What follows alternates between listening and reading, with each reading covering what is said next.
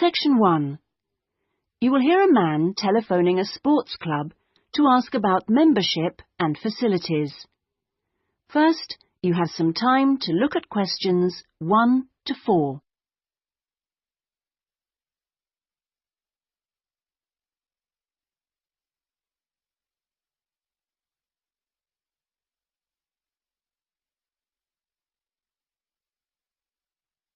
You will see that there is an example that has been done for you.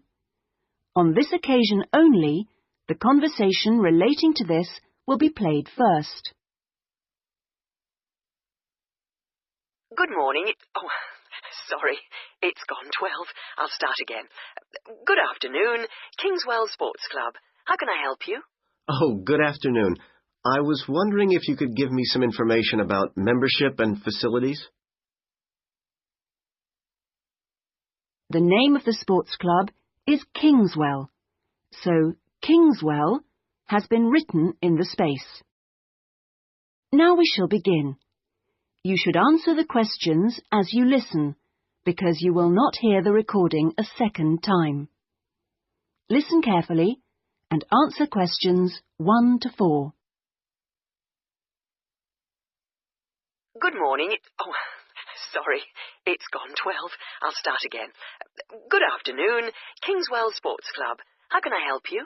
Oh, good afternoon. I was wondering if you could give me some information about membership and facilities. Of course. What would you like to know? Do you have tennis courts, for example? No, I'm afraid we don't. We're primarily a golf club. What about football? I heard you had a team. No, I'm sorry. Perhaps you're thinking about Fresham Sports Centre. Oh, right. I know it. I played badminton there. Have you? They've got a lot of facilities we don't have, and vice versa. We do have a Keep Fit studio, which is very popular with members, and then as well as that, there's swimming, of course. That's good. I like to swim every day. We have a range of classes, too. Do you have judo classes? I'm keen to learn. Well, at the moment, we offer kickboxing. We're planning to add judo and stretch classes soon. We're currently running a range of yoga classes, too. What about relaxing after exercise? I assume you have a restaurant or something? At the moment, we've got a salad bar, which is very popular. We'll also have a fully licensed restaurant by the end of the year. Sounds good. Before you hear the rest of the conversation, you have some time to look at questions 5 to 10.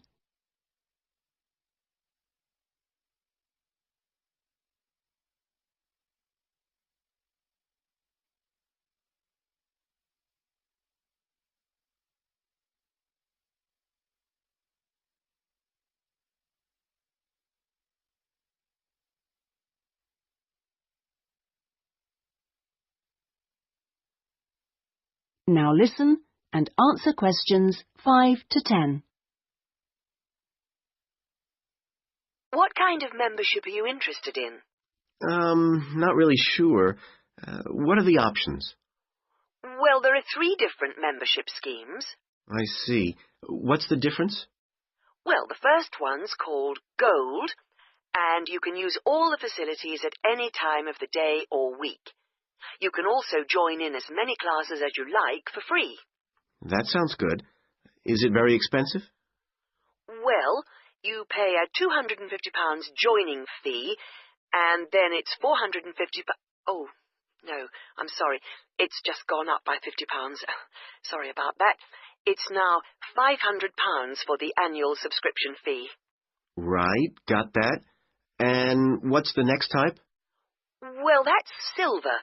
It's the same as gold, except you have to pay a small fee of £1 per lesson for any you do, and you can only use the centre at certain times.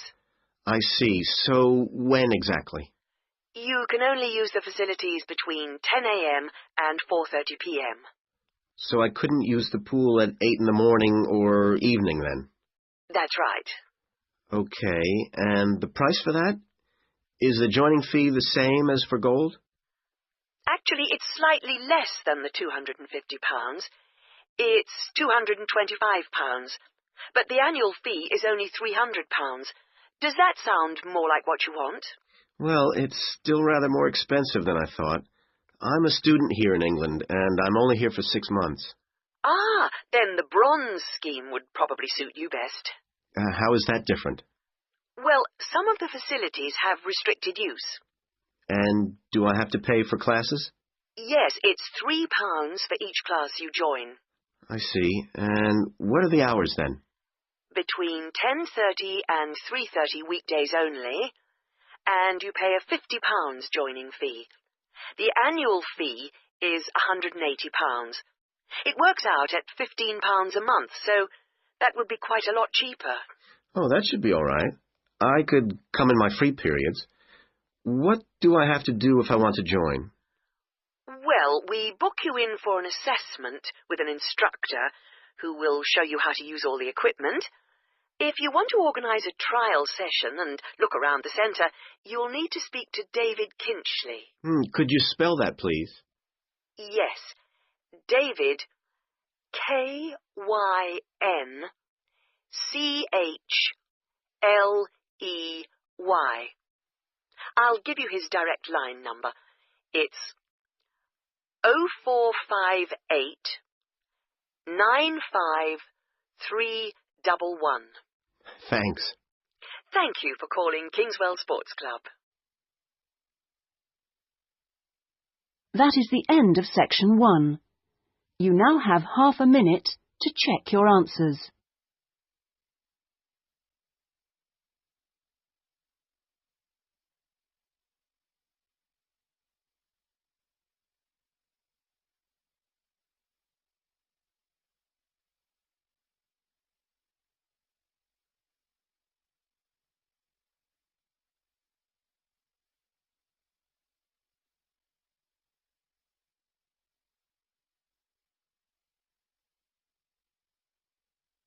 Now turn to section 2.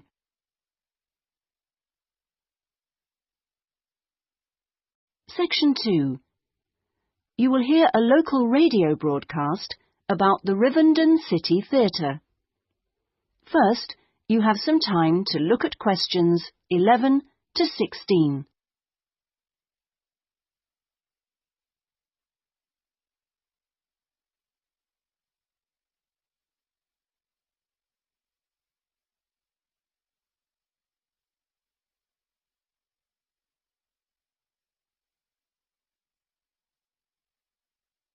Now listen carefully and answer questions 11 to 16. And here on Radio Rivendell, we have Lynn Rawley, the Public Relations Officer of our own Rivendell City Theatre. Hello, Lynn. Hello. Now, the theatre is reopening soon after its 3-year redevelopment program, isn't it? That's right, and there are a lot of improvements. The first thing people will see when they go in is that the foyer has been repainted in the original green and gold. Then the box office has been reoriented with its own access from the side of the building instead of through the foyer, which means it can be open longer hours and has more space too. The shop that used to be in the foyer, which sold books and CDs, is the one part of the redevelopment which isn't yet complete. The plan is to find new premises for it near the theatre, and we've had difficulty finding somewhere suitable. We hope to reopen the shop in the next few months. Will audiences find any difference in the auditorium? Yes, we've increased the legroom between the rows. This means that there are now fewer seats, but we're sure audiences will be much happier. And we've installed air conditioning so it won't get so hot and stuffy. We already had a few seats which were suitable for wheelchair users, and now there are twice as many, which we hope will meet demand. Something else that will benefit audiences is the new lifts. The two we used to have were very small and slow. They've now gone, and we've got much more efficient ones. Anything for the performers? Yes, we've made a number of improvements backstage. The small, dark dressing rooms we used to have been converted into 2 large, airy rooms, so they're much more comfortable now. And the state-of-the-art electronic sound and lighting systems have been installed. Before you hear the rest of the talk, you have some time to look at questions 17 to 20.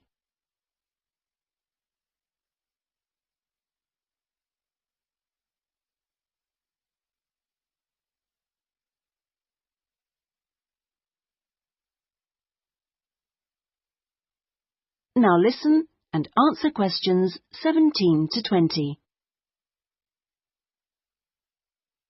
Okay, so what's the first play that audiences can see when the theatre reopens? We've got a very exciting production of Peter Shaffer's Royal Hunt of the Sun, which is currently touring the country. That starts on October the 13th and runs till the 19th. We're experimenting a bit with the time the curtain goes up. We used to start all our performances at 7:30, but that made it difficult for people to go home by public transport. So instead, we're beginning at 7, because at 9:45, when it finishes, there are still buses running. Tickets are already selling fast. The Friday and Saturday performances sold out almost immediately, and in fact now there are only tickets for Monday and Thursday. How much are they? We've introduced a simpler price structure. Ticket prices used to range from £6 to £30, but now they're all £18. They're available from the box office, in person, by phone, fax or post, or online. Okay, Lynn, now if you'd like to give the contact details for the theatre so that our listeners... That is the end of section 2. You now have half a minute to check your answers.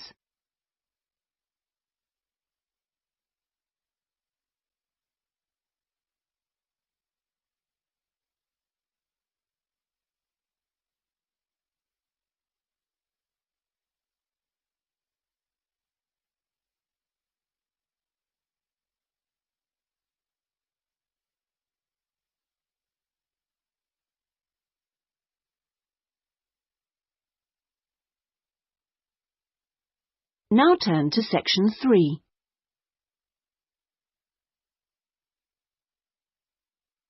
Section 3. You will hear a man inquiring about college courses. First, you have some time to look at questions 21 to 25.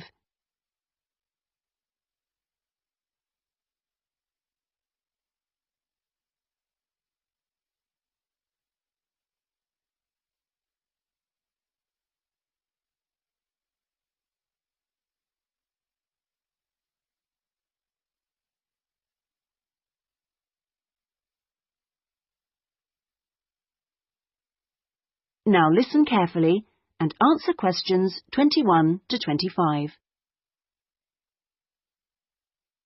Hi, can I help you? I was told to come here because I'd like to talk to someone about taking a management course. Right, I'm one of the tutors, so I should be able to help you. Oh, good. My name's Brian Ardley. I've decided to enrol on a part-time management course. A friend of mine took one last year and recommended it to me. Right. Is there anything I should do before the course, like reading or anything?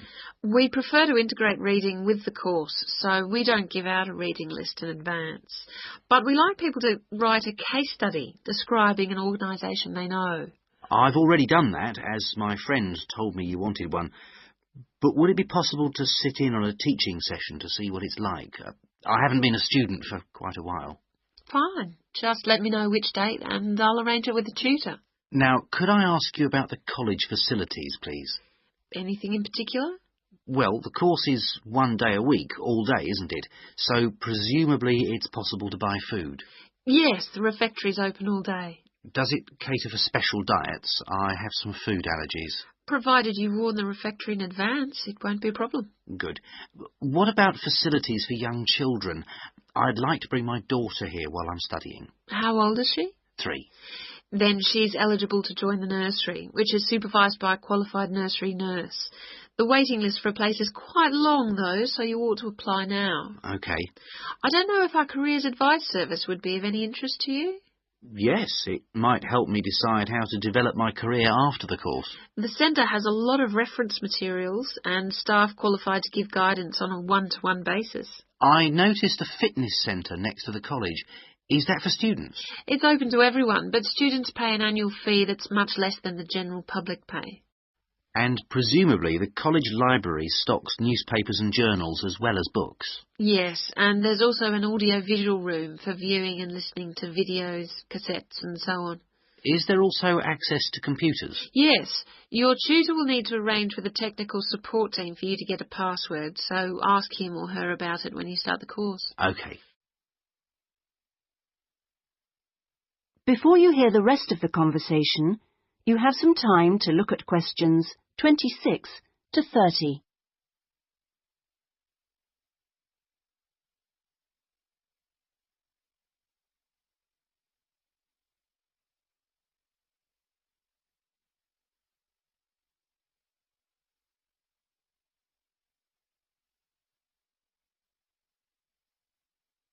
Now listen and answer questions 26 to 30.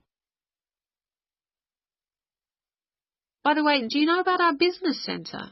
No, what's that? It's a training resource, a collection of materials for people to study on their own or use in their own organisations. Uh-huh. You mean books and videos? Yes, and manuals for self-study, plus a lot of computer-based materials so people can work through them at their own speed and repeat anything they aren't sure about. And you can hire laptops to use in your own home or workplace, as well as printers that you can take away. Does it have anything that I could use to improve my study skills? I don't have much idea about report writing, and I'm sure I'll need it on the course. Oh, yes, there's plenty of useful material. Just ask one of the staff. Does the centre cover all the main areas of business? Yes, topics like finance and, of course, marketing, that's a popular one. Local managers seem to queue up to borrow the videos. So it isn't just for students, then? No, it's for members only, but anyone can join. How much does it cost? £100 a year for a company and £50 for an individual, with no discount for students, I'm afraid. Well, that's very helpful. Well, I think that's all. I'd better go home and fill in the enrolment form. Thanks for all your help. You're welcome. Goodbye. Goodbye. That is the end of section 3. You now have half a minute to check your answers.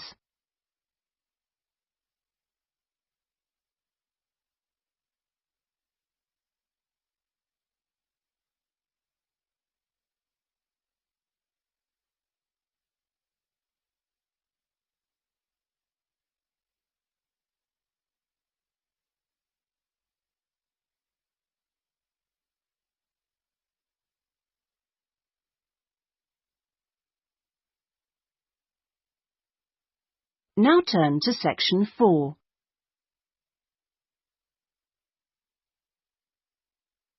Section 4. You will hear a talk on a social history of the East End of London. First, you have some time to look at questions 31 to 40.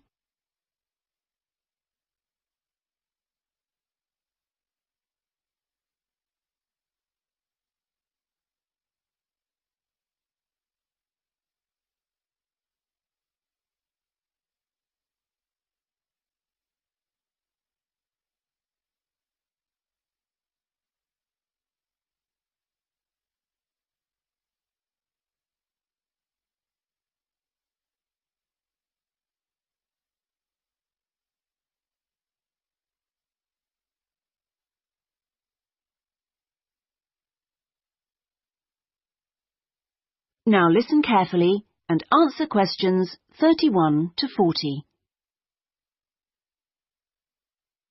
In the last few weeks, we've been looking at various aspects of the social history of London. And this morning, we're continuing with a look at life in the area called the East End.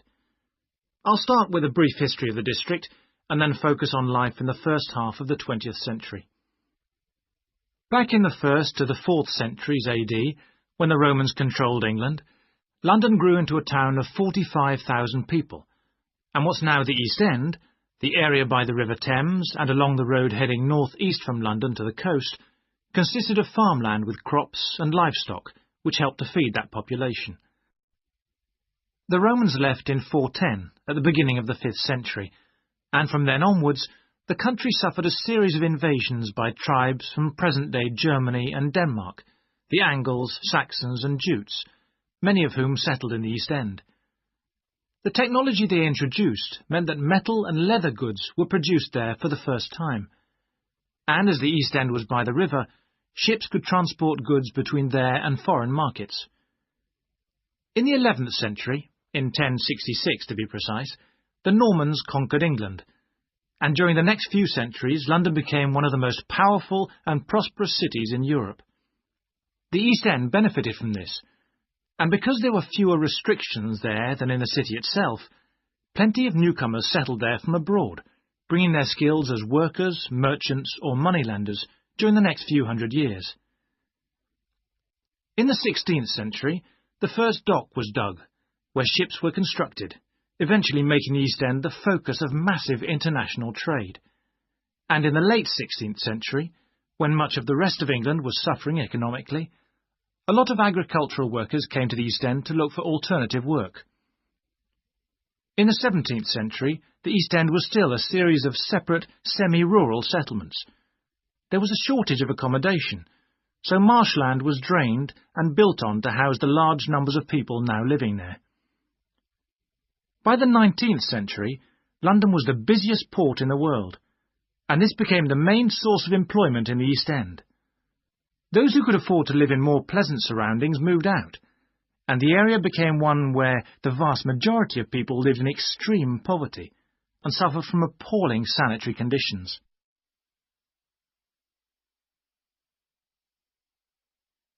That brief outline takes us to the beginning of the 20th century, and now we'll turn to housing.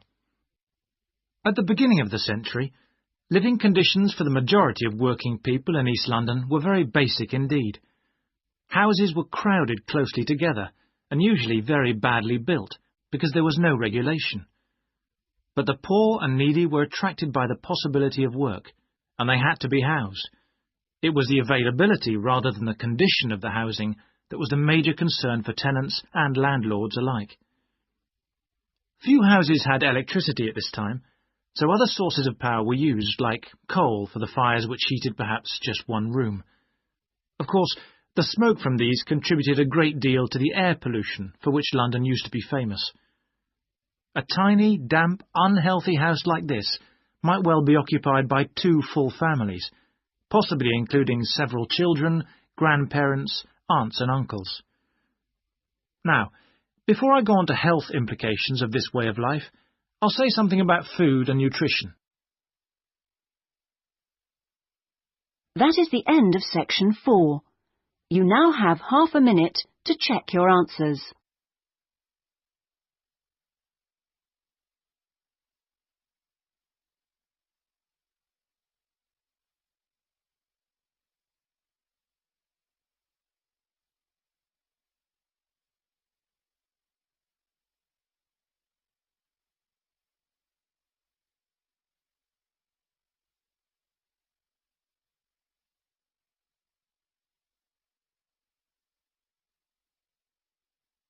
That is the end of the listening test. In the IELTS test, you would now have 10 minutes to transfer your answers to the listening answer sheet.